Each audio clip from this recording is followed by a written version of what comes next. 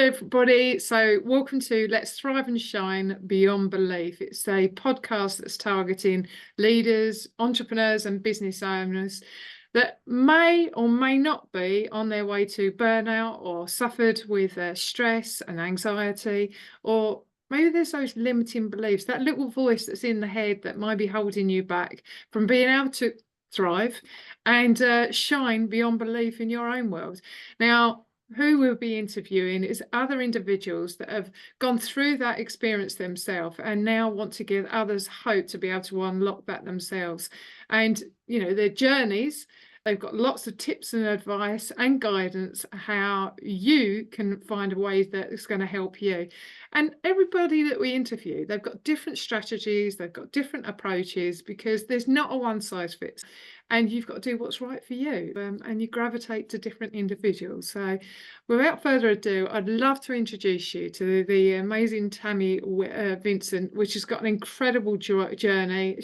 She's gone through a journey in herself, a definite one, that's been able to now not only help her, but be able to help other individuals. Now, Tammy is a life coach for adult children, dysfunctional children that have come from traumatic childhoods, and you're now helping them to navigate life in a much better way. So Tammy, introduce yourself and tell us about your journey, please. Well, thank you, Keely, for having me. I appreciate being on, and hello to all the listeners. So I actually went through a very tumultuous childhood, as many of us do, with all kinds of dysfunction. Both of my parents were alcoholics. My mother was a drug addict. And it wasn't so much that the moments of what happened to me as a child were where I needed the help. It was when I went into the real world as an adult with very little confidence, very little self-esteem, no sense of identity, and all of these bad habits that I had acquired. And I don't say bad habits. I mean, they served me as a child when I was in survival mode, but then as an adult, they just weren't serving me anymore. So I went on like this huge 30-year journey really to figure it out and to be happy in my own skin and be confident, because I was struggling in work, in school, in relationships, and just about every area of my life.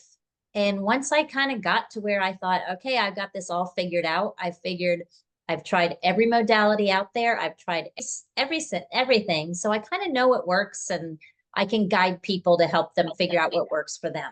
So I wrote 2 books, and I got my coaching certificate. I'm an NLP practitioner. I use a lot of different modalities because I feel like everybody needs something different at any moment of the day. And that's basically my story. So here I am now, and just loving what I'm doing and loving being in my own skin. Which is fantastic to hear, because I do know that you shared with me when we was just having a chat, just to get to know each other. And you said, you're the pivotal change in your life was actually when you first became pregnant with your child. And it was that wake-up call that you was like, well, how do I actually navigate this? How do I actually show love to another human being when I haven't been given the tools and strategies to do that myself? And that was, for me, it was quite a touching point for you. And it really made me realize, I was like, if I don't understand something as big as unconditional love and how to give it or receive it, I was like, there's so much more I don't understand. And that's what really started me on that journey. Because and I did love my child unconditionally the minute I held him in my hands, but I didn't know how to navigate that. And you're right, it was shocking. It was a big wake-up call to just my life in general about how the effects, because when you're growing up like that, it's all your normal. You don't understand not only that it's completely dysfunctional, but that things are being done to your subconscious mind that are changing the way you view the world. Mm-hmm. Yeah, definitely. And it's amazing that you was able to make that decision. And that's the thing is that in life, you have a choice. The important thing that you said here is that you do have a choice. Yes, things have happened to you, and quite often we react to them, and that's where the emotions kick in, rather than going into a level of logic to try to understand what's driving the patterns of behavior, as you've mentioned. And that's whether it's through your parents or schools or culture, all of those different areas. You program into us these patterns, these beliefs, these attitudes, your frame of mind. And yet, ultimately, the only one that can change the behavior is yourself. And that's by understanding yourself. So tell me, how do you think this has helped you to navigate life as an entrepreneur, as a business owner? How has it helped you to sustain things in a much more positive way? Well, I think just in everything, I love what you said, because it is my mantra, is that life is a choice. So every time something happens to you, you have a choice in how you react and how you act, and you have to take responsibility. When you don't know that you've been handed a whole mess and that you have to sort it out, I feel like it's not really your fault. But once you are aware that you have all these characteristics and you have all these habits and you have all these personality traits, then it is now your responsibility to do the right thing and to make the right choices. And I really think that happened. I was in my 20s, somebody would say something at me and I was so on the defensive. I was so ready to just protect myself and shut everything else down. And I would snap. I used to call myself the snarky little kid. Even as a young adult, I had that quick gut instinct to just fight back. And I started being very self-aware, very, very self-aware. And I think that is the number one key to improving all these different relationships, is becoming aware of what you do that doesn't kind of seem in alignment with who you are. If I snap at someone, I'm not a mean person. So I have to now go back and follow that trait back all the way to find out when exactly something happened that made me act like that. Why did I do that? And then probably the biggest thing is I've learned not only to be self-aware, but to not beat myself up about it. Yeah. But to understand that everything I was at that point in my life as a young adult was exactly what was expected that I would be because of how I was treated. But now it's my turn to change it. So the biggest thing was self-awareness. I would write down if I did something that I thought, oh, that wasn't nice, or that's not me, that's not who I want to be. I would write it down, and then I would go home and I would sit with it. And I also learned to make the right choices and then also step into my own responsibility and take responsibility for those actions. So I know in my younger years, as far as a young adult, I did a lot of apologizing. A lot of, I'm sorry I acted like that. And because I couldn't use it, you can't use it as an excuse. So it started helping me. The self-awareness part really helped me in business, because it really helped me understand why I was the way I was. And it also made me much more compassionate towards other people that might have possibly be going through the same thing or have the same belief systems that I did. Because I truly believe we all went through some junk.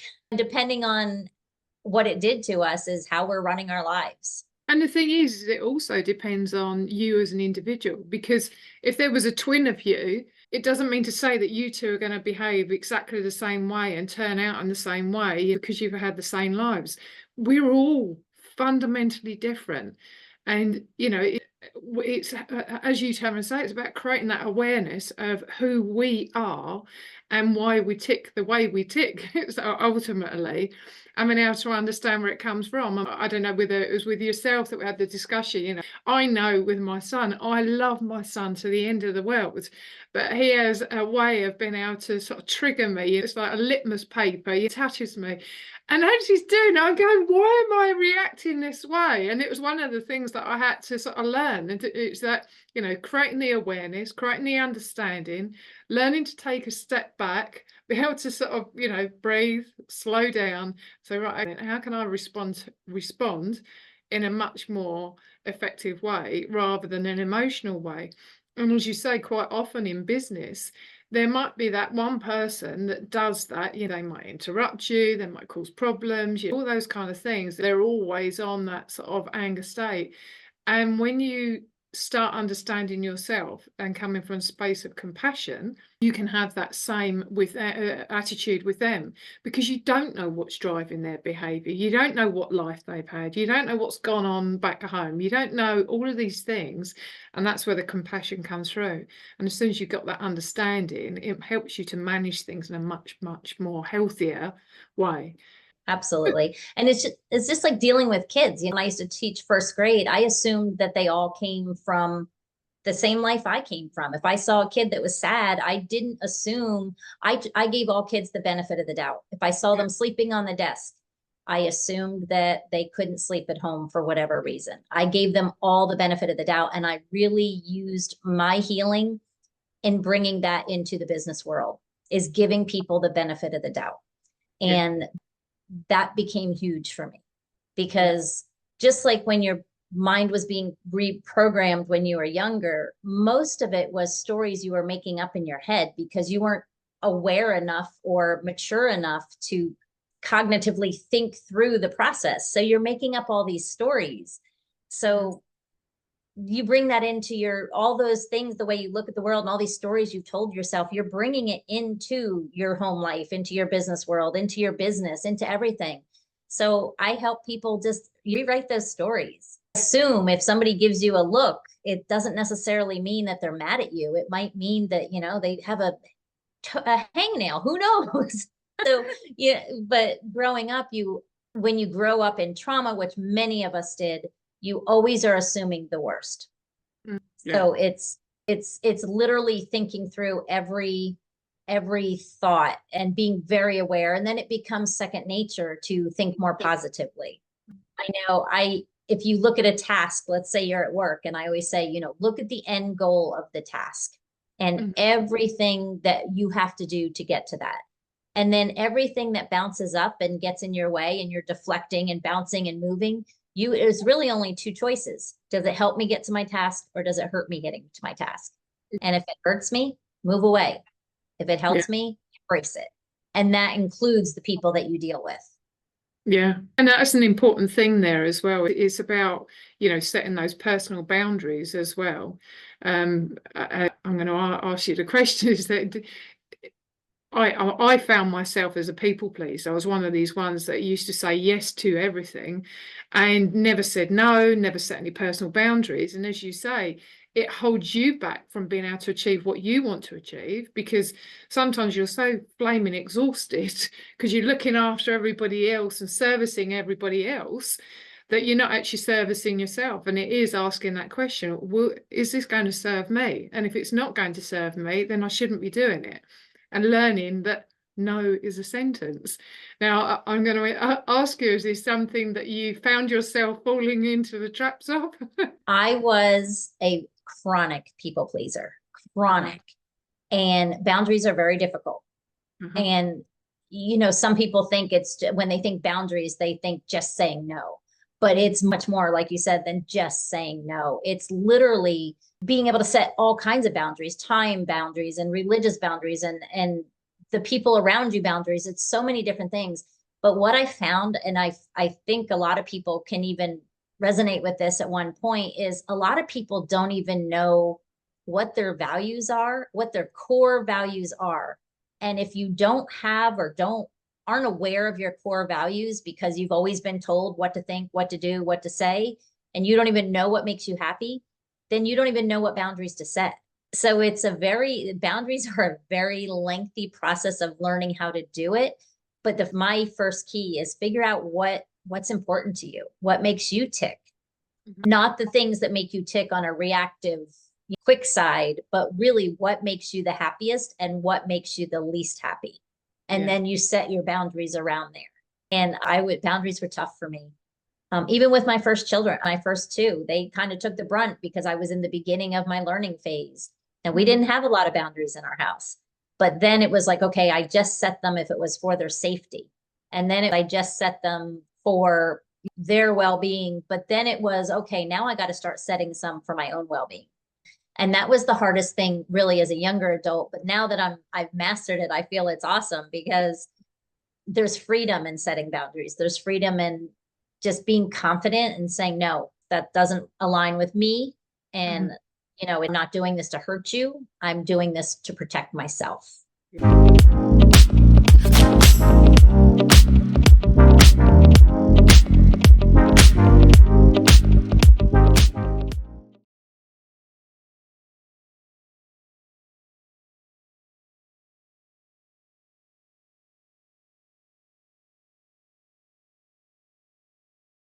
And it's a powerful thing to learn as well when you actually do set boundaries.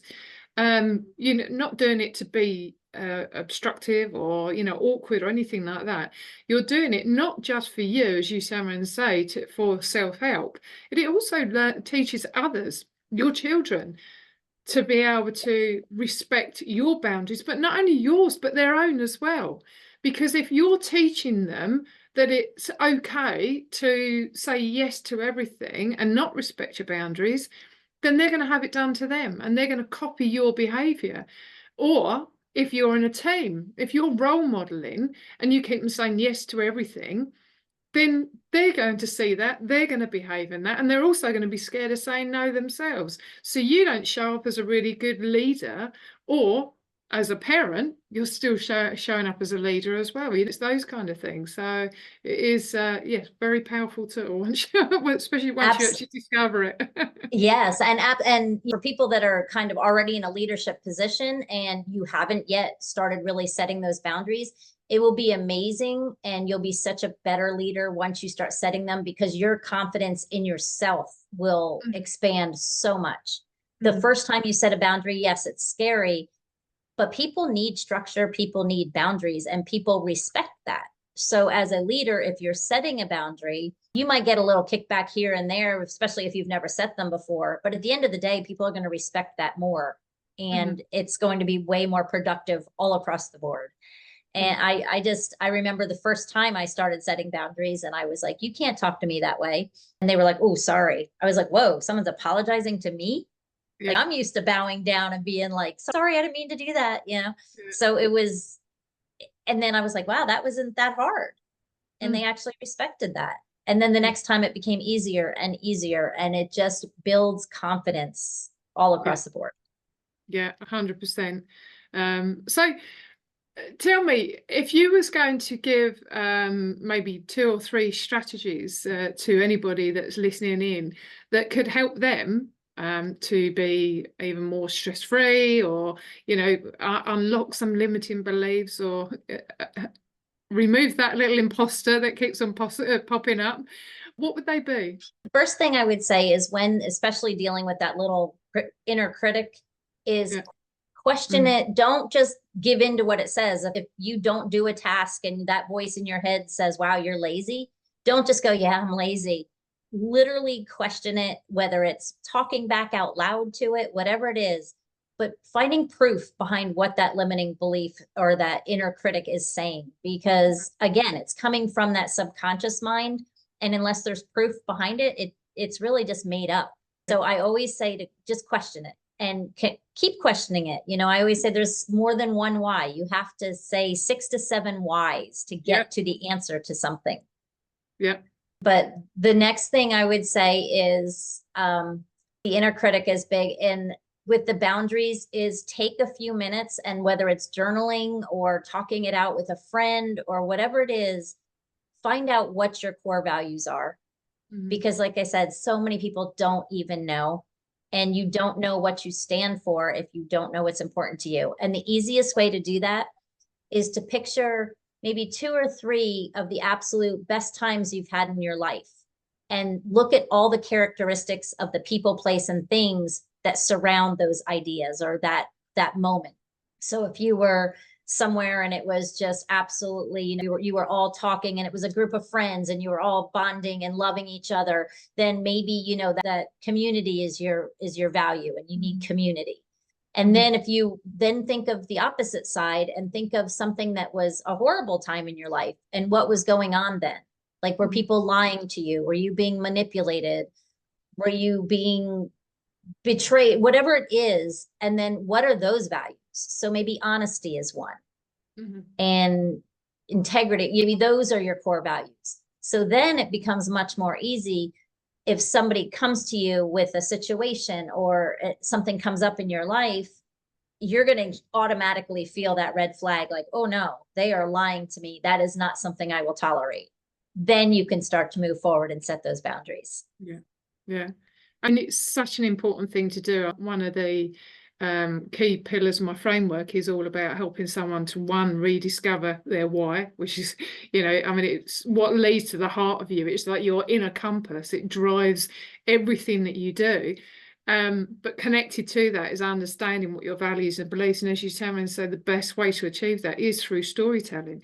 Because when you're doing the storytelling, it's trying to, understand what the patterns are and the connections through those. Because as you go through them, there's going to be similarities through every single story you tell.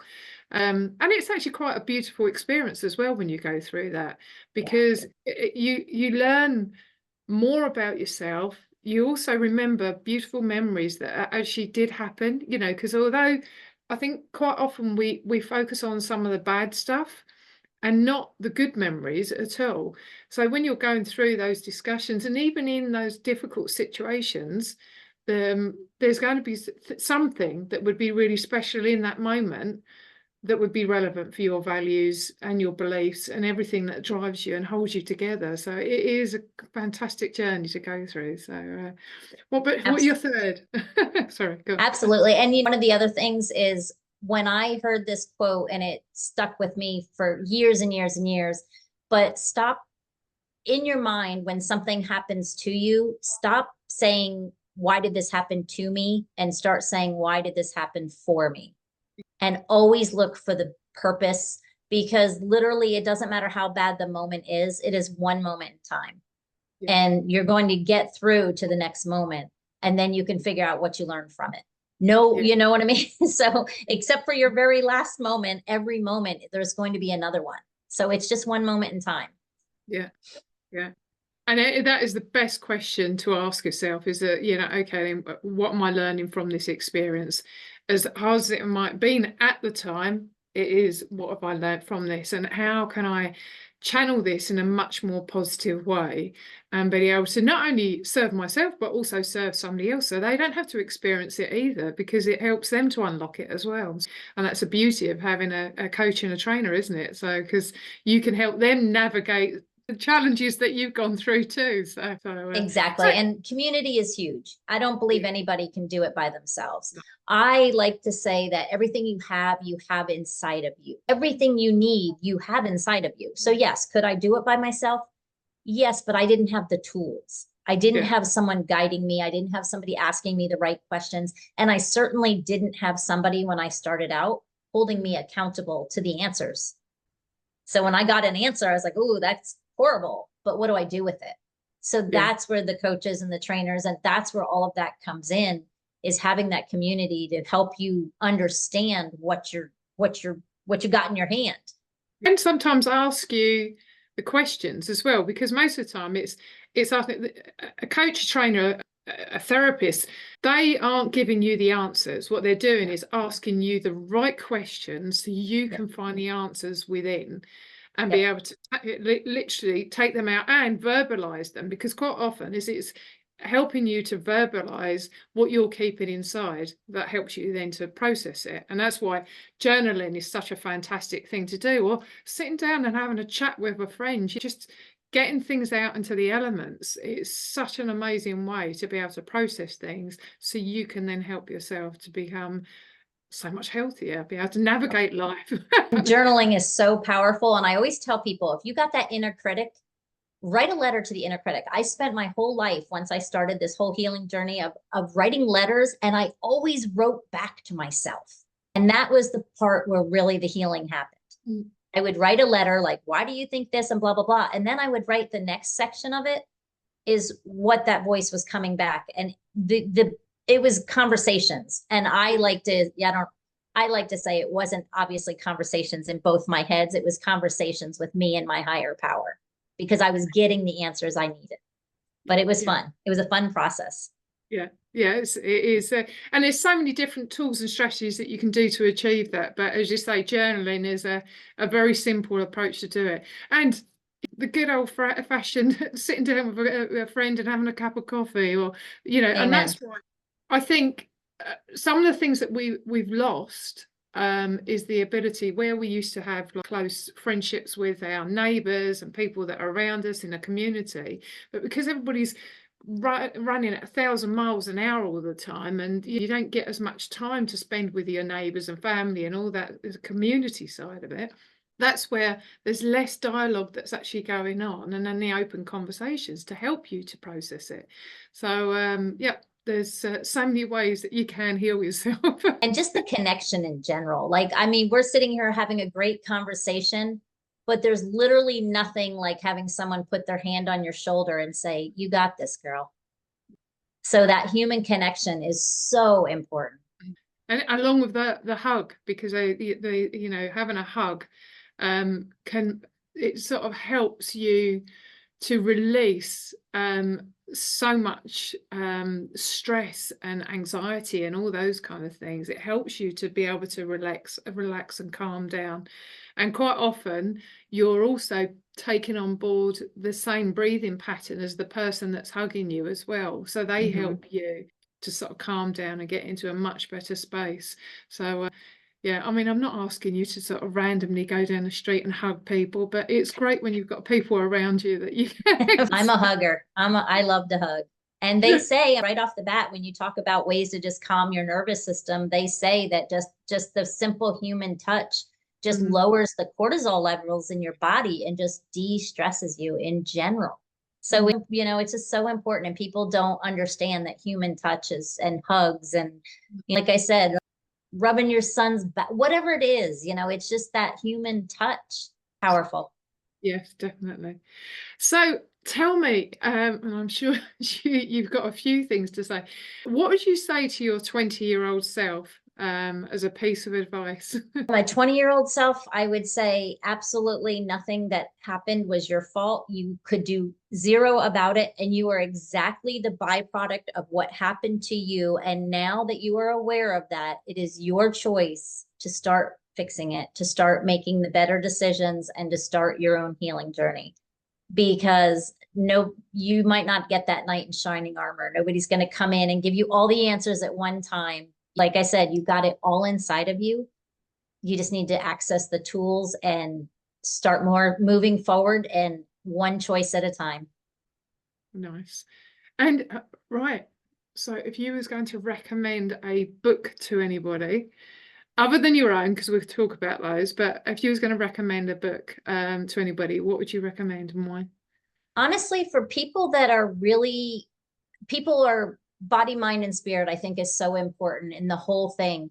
And one of my favorite books, and I think it resonates with probably 80% of the people out there, is The Body Keeps Score. Yeah. It's one of my favorite books, and it makes so much sense because it does bring in the PTSD, and it brings in all of this stuff that we're incorporated.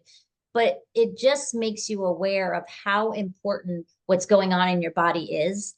And when I read that book and then start really multiplying it with the self-awareness, you realize you can actually I don't want to say self-diagnose, but you can ask yourself a simple question and find out if you've truly gotten the answer to that question just by what you feel in your body. Yeah, yeah, totally, 100%. Because I mean, the problem is, and this is one of the things, I mean, I fell into the traps of this with burnout myself. When you're someone that's very resilient, you're bouncing from one situation to another situation, you've got those things like the headaches, the brain fog, the memory loss, the arm aches, gut aches, all of those things. And quite often you're seeing them as individual situations in their own right.